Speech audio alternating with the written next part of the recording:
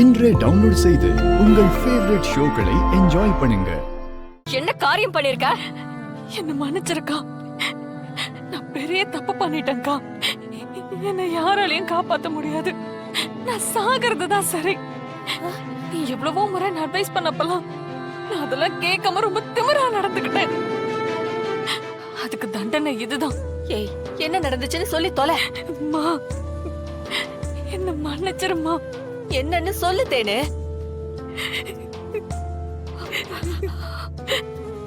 அன்னைக்கு நம்ம வீட்டுக்கு வந்திருந்தால ரஞ்சித். ஆமா, அவனை நான் லவ் பண்ணம்மா.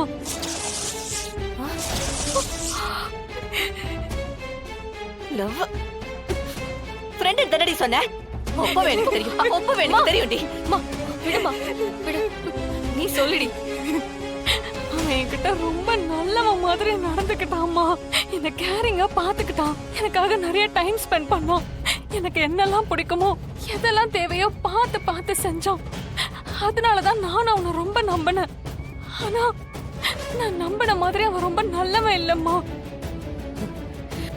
நான் உன்கிட்ட ஆரம்பத்துல இருந்தே சொன்னேன், நீதான் அவனை கண்மூடித்தனமா நம்பிக்கிட்டு இருந்த. ஆமாக்கா, தப்புதான். அவன் என்ன மாதிரியே நிறைய பொண்ணுங்களை லவ் பண்ணி ஏமாத்தி இருக்கான்.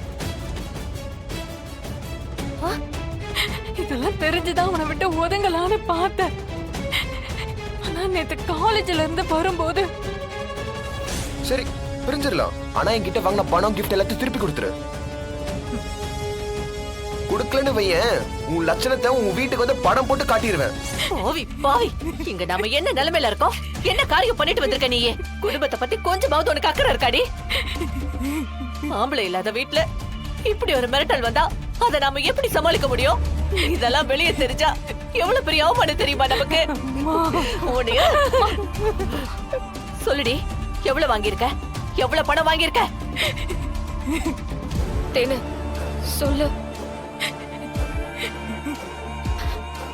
தேனு சொல்லு, எவ்வளவு வாங்கின? 3 லட்சம்க்கா. ஐயோ,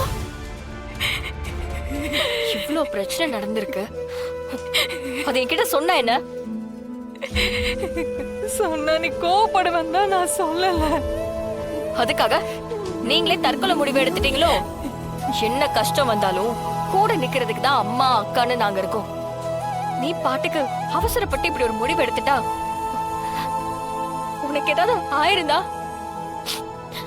காலத்துக்கும் இந்த கஷ்டத்தை நாங்க ஏத்துக்கிட்டு இருக்கணுமா? தேனு வா, நாம அவனை நேர்ல போய் பார்த்து இந்த பிரச்சனையை சரி பண்ணலாம். அக்கா, எனக்கு பயமா இருக்குக்கா. நான் வரல. இங்க பாரு, பயமா இருக்குன்னு ஒதுங்கி இருக்கிறதுனால எந்த பிரச்சனையும் தீர போறதில்ல.